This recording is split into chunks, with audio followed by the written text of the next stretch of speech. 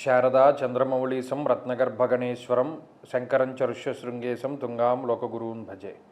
శృంగేరి శారదాపీఠ ఉభయ జగద్గురువుల యొక్క పాదపద్మాలకి నమస్కారం చేసుకుంటూ, అలాగే జ్యోతిష్ శాస్త్రాన్ని భావితరాల వారికి ప్రసాదించిన ఋషుల యొక్క పాదపద్మాలకి నమస్కారం చేసుకుంటూ, నాకు ఈ జ్యోతిష విద్యను నేర్పిన గురువర్యులు జ్యోతిష బ్రహ్మ కీర్తిశేషులు శ్రీ ఈరంకి సూర్యనారాయణమూర్తి గారు, సూర్యశ్రీ దైవజ్ఞ గారి యొక్క పాదపద్మాలకి నమస్కారం చేసుకుంటూ, ఓం శ్రీ మహాగణాధిపతి నమః, శ్రీ గురుభ్యో నమః, హరి ఓం.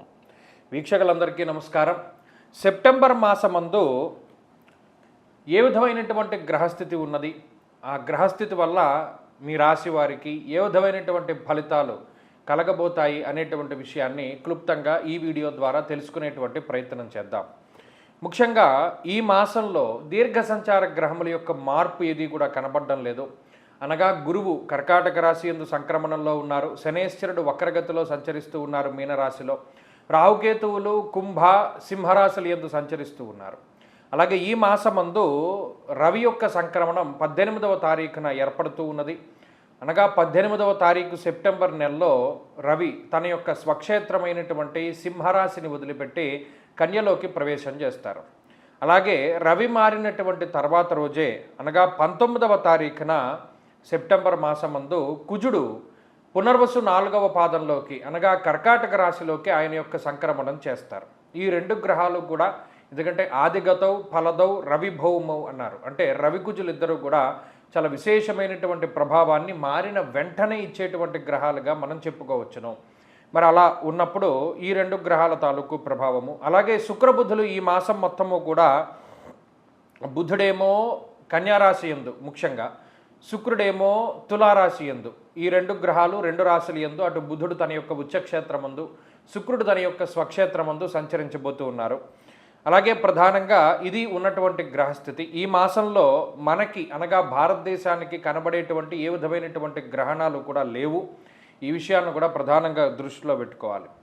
ఈ విధంగా ఉండగా గ్రహస్థితి, మరి మీ రాశికి ఈ గ్రహస్థితి ఏ విధమైనటువంటి ఫలితాన్ని ఇస్తూ ఉందో మనం తెలుసుకుందాం. సెప్టెంబర్ మాసంలో వృశ్చిక రాశి వారికి గొప్ప యోగంగా మనం చెప్పవచ్చును.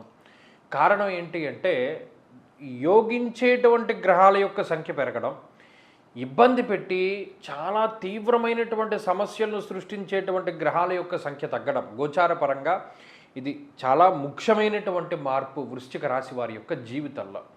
ఏమిటండి అంటే, అష్టమ స్థానస్థిత కుజుడు అష్టమ కుజ దోషం నుండి బయటకు వచ్చేశారు. అష్టమ కుజ దోషం పోయింది.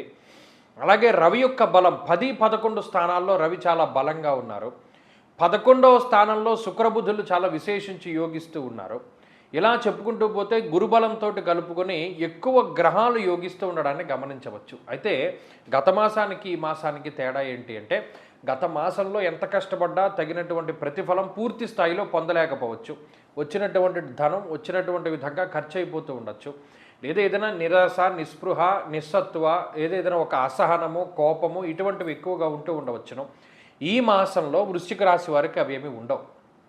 అటు 8లో ఉండేటువంటి కుజుడు మారిపోవడం ద్వారా ధనాన్ని మీరు సక్రమంగా ఉపయోగించుకోగలుగుతారు. ఇంతకాలం వచ్చినటువంటి ధనం ఏదో ఒక రూపేణ ఖర్చు అయిపోతూ ఉంటే ఇప్పుడు ఆ ధనాన్ని సక్రమంగా ఉపయోగించుకోగలుగుతారు. ఒకటి, ధనాన్ని నిల్వ చేయగలుగుతారు. 2, ఇక ఆ తర్వాత దశమ ఏకాదశ స్థానములు యందు ఉన్నటువంటి రవిగ్రహము మిమ్మల్ని ఏ విధంగా అనుగ్రహిస్తారు అంటే, అర్ధసిద్ధి సదారోగ్య బంధు సంతోషవర్ధనం అన్నారు. అంటే రవిగ్రహం 10, 11 స్థానముల యందు ఆయన విశేషించి శుభకార్యక్రమాలు జరిపేలా చేయడము, ఉద్యోగపరమైనటువంటి ఇబ్బందులు తగ్గించేలా చేయడము, మీలో ఉండేటువంటి ఆత్మవిశ్వాసాన్ని పెంపొందిస్తూ ఉండడము, అర్ధసిద్ధి అంటే ఆర్థికమైనటువంటి లాభాన్ని కలగజేయడము, ముఖ్యంగా ఆయన ఆరోగ్య ప్రదాత సదారోగ్య అన్నారు, అంటే ఆరోగ్యాన్ని ఆయన ప్రసాదిస్తూ ఉండడం, ఇత్యాది విషయాలన్నీ కూడా మనకు కనబడుతూ ఉన్నాయి. అలాగే ఎక్కువ సపోర్ట్ దొరికేటువంటి మాసం ఈ సెప్టెంబర్ మాసం. ప్రత్యేకించి లాభస్థాన స్థిత గ్రహములు లేదా 9, 10, 11 స్థానముల యందు, ఈవెన్ 12వ స్థానముందు శుక్రుడు కూడా కొంతవరకు ఒక సపోర్ట్ దొరికేలా చేస్తారు. అంటే ఇంతకాలము మీరు ఒక్కరూ కష్టపడుతూ ఉంటే ఇక మీదట ఏదైనా కొంత కష్టం తగ్గుముఖం పట్టడమో, లేదా ఎవరైనా దాన్ని షేర్ చేసుకుంటూ ఉండడం, అంటే ఇంకొక భాగస్వామి మీరు పడేటువంటి ఇబ్బందుల్ని కొంత పంచుకునేటువంటి వారు దొరుకుతూ ఉండడం, తత్ఫలితంగా మీ మీద భారం తగ్గడం. మీరు చూడండి, 2 ఎడ్ల బళ్ళు ఉంటే 2 ఎడ్లు ఉంటాయి. ఒకే ఎద్దు మీద మనం వెళుతూ ఉన్నప్పుడు ఇంకొక ఎద్దు వచ్చింది అనుకోండి, దీని మీద భారం తగ్గుతుంది కదా.